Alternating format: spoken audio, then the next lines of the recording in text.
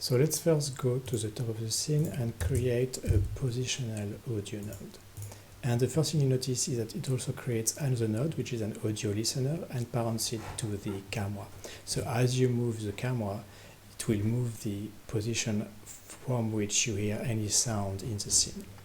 And this can also be moved around, so the center, the origin of the sound can also be anywhere in the scene. And you can see also we have this little circle, which is the same helper that is in the 3JS library, and that will tell us where the sound is most audible and where it is not. So by default it is audible anywhere, but we can also change that by changing the cone angle. So when I would be here, I would not hear the sound much, and here I would hear it fully. So we can play some sound by going into this node. So I just click on this arrow, and you can see that some nodes have already been created for us. And one of them is a synthesizer. And with the play instrument node, we can actually play it. So we can click on those, and that gives us a quick way to just test out the sound, that the sound is actually working. So if I'm in front, I can hear the sound. And if I'm in the back, I don't hear very much what's happening. And you can keep tweaking the parameters of the audio node, how much you hear when you're at the back, and what are the ramp, or how the sound fades in or fades out depending on your position. And so the synthesizer is one of the sound that we can play, but there are quite a few, and you can find them in the input or in the instruments. You have different types of synthesizers which create different sound, and you have inputs like the file node where we can import music, and you have the user media where we can actually use a microphone. And in this case we are going to use the file to import the music, so you can use some presets which just give a URL, and then you can simply plug them here. And here we hear the sound very well. Here we don't hear it very much. And now let's just stop this one. Now if we want to analyze the sound, then we have three available nodes. We have FFT, which stands for fast Fourier transform. We have the meter node, and we have the waveform, and they all do different things, or analyze the sound in a different way and expose this analysis in a different way. And they all have various level of complexity. So we're going to start with the simplest one, which is the meter node. So I'm just going to drop it on the line. And the first thing I see is the value. And so if I play the sound again and select it, I don't see anything happening. The thing is I need to play in order to see something. So now I can see the value is moving. And let's actually, because the sound is very repetitive, I'm going to actually use the synthesizer again, and I'm going to put this piano in a separate window. And that's what I'm going to use for the test. So the meter is outputting the volume, and so if I play again, this is at 0. As I play, the value goes up and then slowly reaches 0. Now how do I link this to something else in the scene? So I can simply copy the parameter, and I'm going to delete this default geometry. I'm simply going to create a box, and I'm going to move that to the side, and I'm going to try and have the volume affect the Y position of the box. So I have already copied the parameter, so copy param, and now all I need to do is pass as absolute or as relative. It will be the same result. And it will create an expression which refers to the meter value, and I can see the value by clicking here. And now, as I play those notes, I get the box that is moving up. So I'm going to increase the volume to make it even more obvious. Make it like this.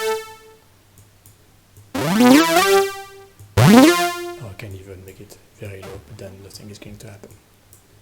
And I'm actually going to replace this synthesizer to have something that has a little nicer sound. And I'm going to use a sampler where you can actually import MP3, specific MP3 for each note. So I'm going to plug the envelope to it, and I'm going to use one of the presets which come from Tone.js, which is the audio library that powers those notes. And now if I replace it like that, and I play, and I lower the volume, put it back to the default value, we're going to have more realistic sound. That's going to be a bit more pleasant to use. So now we've just seen how to link the meter value to the Y position of that node, but we can do really anything. We can plug it to the scale. So for instance, if I simply put that to the default value, back to the default value, and I copy the expression here to the scale, you can see that I have that effect. And I can apply it to the material, for instance. So let me try and just create a sphere with a material, and I'm going to create a material network with a mesh physical. And if I make that a little smaller here, and I apply the material to my sphere, now the sphere is all black because it has a metallic value that's a little too high, so I lower the metallic and I lower the roughness, and I want to have the transmission really high so I see through the sphere, but I want to have the thickness distorting the objects behind. And I'm actually going to put a texture behind, so let me create another object, plane, I delete this one, I do the same thing, I create a material network. I also want to import a texture, so I'm going to do that. I'll rename those node, I always find that a bit more clear. I import one image, that's our default values, that's the texture I'm going to use. I'm going to put a mesh basic in that case.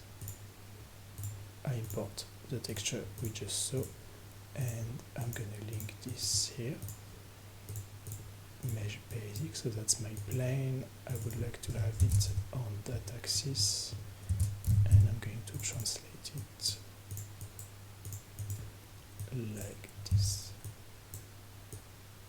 Okay, so it makes the refractive aspect of the sphere much more obvious. And now if I link the scale that we have here, I'm talking about that, but what I wanted to do is use this in the material of the sphere. So if I go here, and now in the, I'm going to try and put it, I can put on the thickness. So now there is no thickness at all, so it looks like it's a very thin sheet, and so there is no refractive effect. But I can easily add that, and I can probably just put 1 plus, I need to pause to edit the expression, 1 plus to have something, and now maybe I'm going to increase the effect.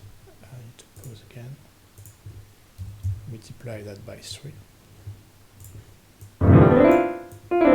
So now I get the effect that we have a vibrating glass, basically. So that's the main idea for the meter node. You can plug it to any parameters in your scene. Another thing that is pretty cool as well is you can link it to lights. So let me try and create a quick scene. So I'm gonna hide this and the box. And I'm going to create a plane. I'm going to create a little crowd. So I'm making this plane decent size, and I'm going to scatter some points. And I want to import from the asset library some characters like this one. and I'm going to copy it, or I'm going to instance it on those points.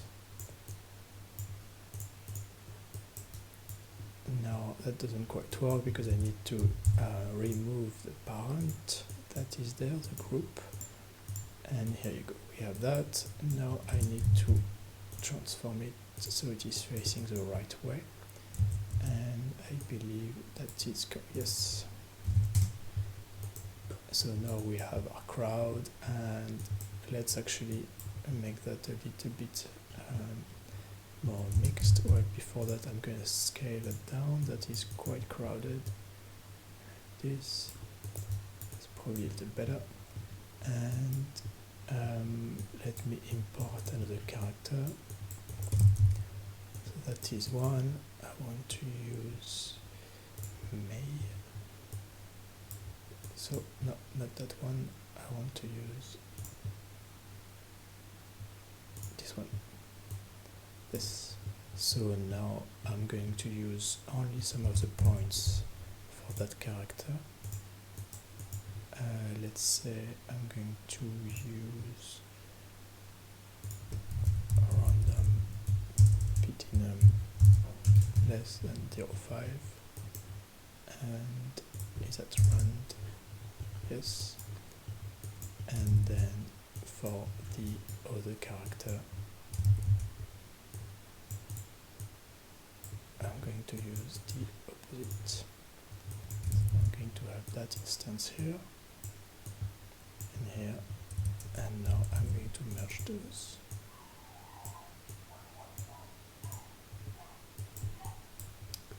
So now I have both, if I'm not confused, yes, I have both instances in the scene, and I'm going to reuse that plane here.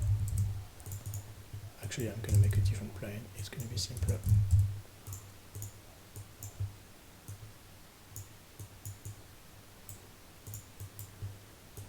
I can make it bigger quickly. And now let's light this scene with a light that is moving with the meter node. So if I go back up, and right now I have those two lights, I'm going to add an area light. I'm going to move it here, like this, make it bigger, larger width, larger height, and I'm going to deactivate those ones. Now the first thing I see is that the plane is being illuminated but not the characters, and the reason is that the material created by the instance node is actually a Lambert, and the Lambert is not affected by area light. So I'm simply going to create a standard, and I'm going to take the node that this has created, the nodes, all of them, that this has created. I'm going to delete those ones, put this one here, and I'm going to assign this standard node. And it's quite metallic, I don't want that. So I'm going to reduce the metalness and add the roughness. So now we have this. I do want to add another light to create the shadows. The area light is not going to create shadow, so I'm going to reuse this spotlight, but I'm going to position it using the polar transform where I would like. So I reset the position. I'm going to display the helper so I see better where that is, and I'm going to move it like this, move it higher, and I'm going to hide the polar transform, hide the helper, and activate the shadows. And now we have our crowd shadows, and I can delete the hemisphere light. I'm not going to need that right away. And I will also hide the helper of the positional audio. And now let's link the brightness of the light with the meter node. So if I go back to the meter, I copy the parameter of the value and I put that to the intensity of the area light. And now as I play, which I'm already playing, I should see that. I should probably also link it to the intensity of the spotlight. So now we get this nice flickering effect. So it does feel like, depending on where we are positioned, it does feel like we can be at a nice concert. And you can hear that the sound here is more discreet, which I believe is because of the yes, we are in the area of the let me put the hemisphere back so I see what's happening. Maybe a bit more discreet. We were at the back of the audio, so the positional audio is projecting this way, but not where we are, which is probably not what it should be. If it was a concert, it would be over there, projecting toward us. But that's more or less what we can do with the meter node. You can connect its value to any node, any parameter in a Polygon.js scene. So now we're going to have a look at the waveform, and after that we're going to look at the FFT.